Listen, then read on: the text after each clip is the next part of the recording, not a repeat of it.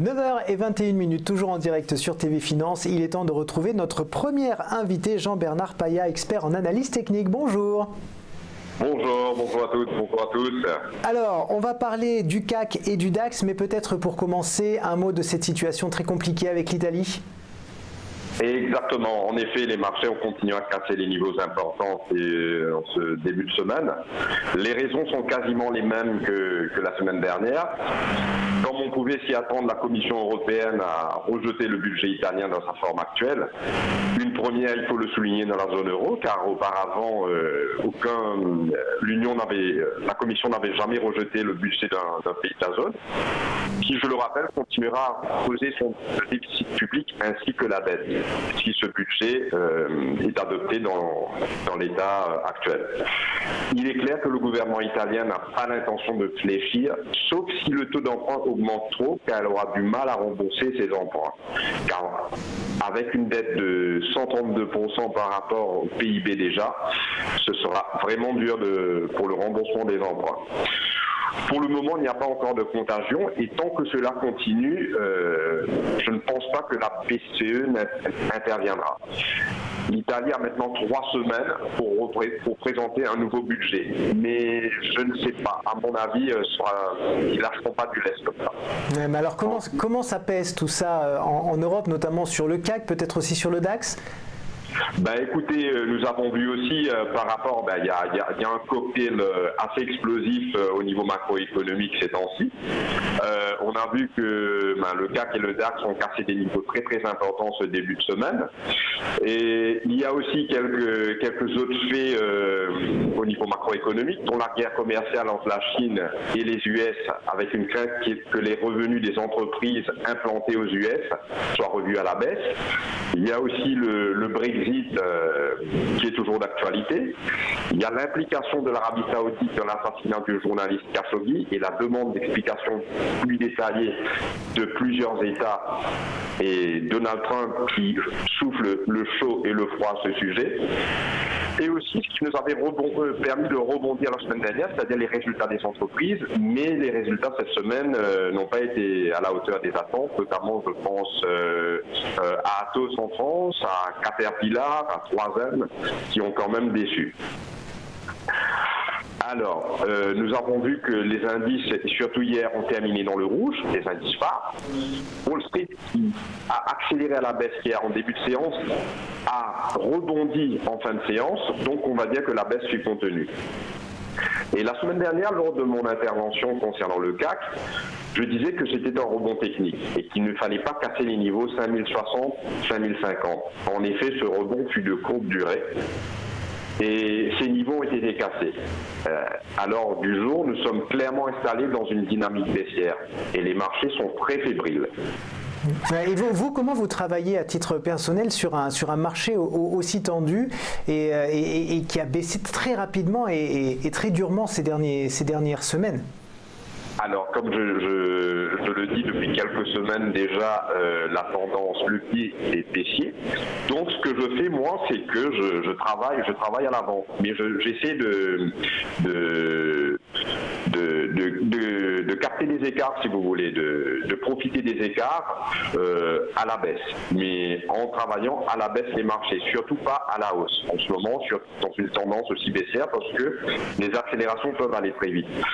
Et j'essaie de prendre des positions à titre personnel, des positions en intraday, c'est-à-dire que les positions sont clôturées à la clôture en clôture. Donc je ne garde pas de position en overnight, comme on dit. Ouais. Si on jette un œil sur le DAX maintenant, peut-être ? Alors, le DAX aussi, est, comme le CAC 40, est installé maintenant dans une dynamique baissière aussi. On va dire que la baisse a été plus marquée parce que le CAC avait intégré un biais haussier, mais que le DAX n'a jamais intégré ce biais haussier. Il est dans une dynamique baissière. Et il faut dire, pour revenir au CAC, que le CAC a connu 5 séances de baisse consécutives et elle a perdu, je crois, environ 10% en un mois. Une telle baisse ne s'est pas vue depuis 2016. Donc, Au niveau du CAC, pour finir avec le CAC et ensuite les niveaux du DAX, c'est que tant que les 4900 points sont préservés, pour moi, on peut encore rebondir.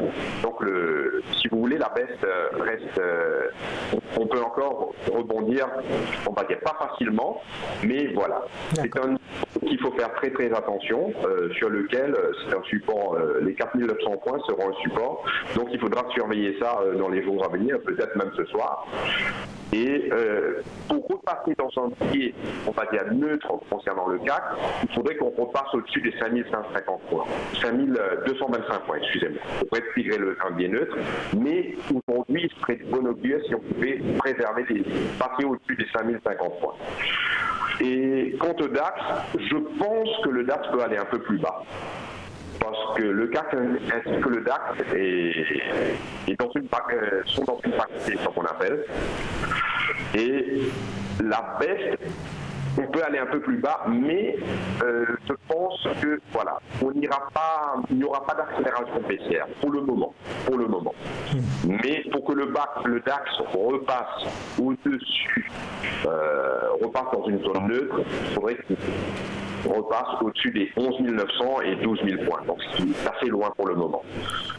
Alors quelles sont les perspectives sur les marchés pour cette semaine et puis surtout les niveaux à suivre ? Alors, et pour moi, je ne pense pas que nous aurons une accélération à la baisse pour le moment.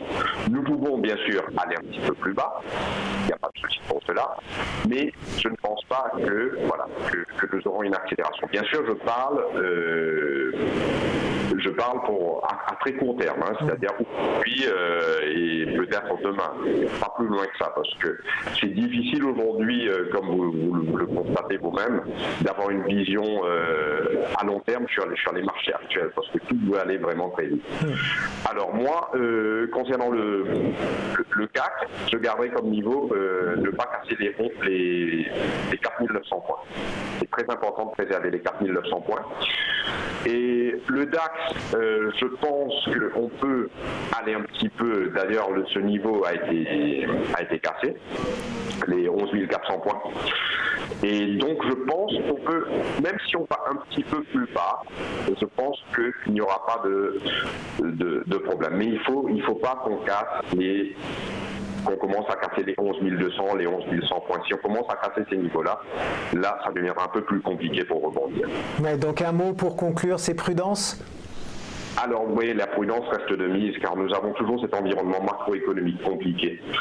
Mais, comme je vous ai dit, d'après mon analyse actuelle, je ne pense pas que nous aurons une accélération à la baisse, du moins à très court terme. Bon, ben c'est déjà plutôt positif. Écoutez, pour l'instant, on va dire que voilà, c'est assez positif, mais on reste toujours dans une dynamique baissière, ça ne change pas, et travailler toujours à la baisse et essayer de capter voilà, les petits mouvements pour pouvoir, les petits pullbacks comme on dit, pour pouvoir vendre à des niveaux très importants. Eh bien, merci beaucoup Jean-Bernard Paya de nous avoir donné toutes ces informations. Je rappelle que vous êtes expert en analyse technique. Passez une bonne journée et quant à nous, on se retrouve dans un instant.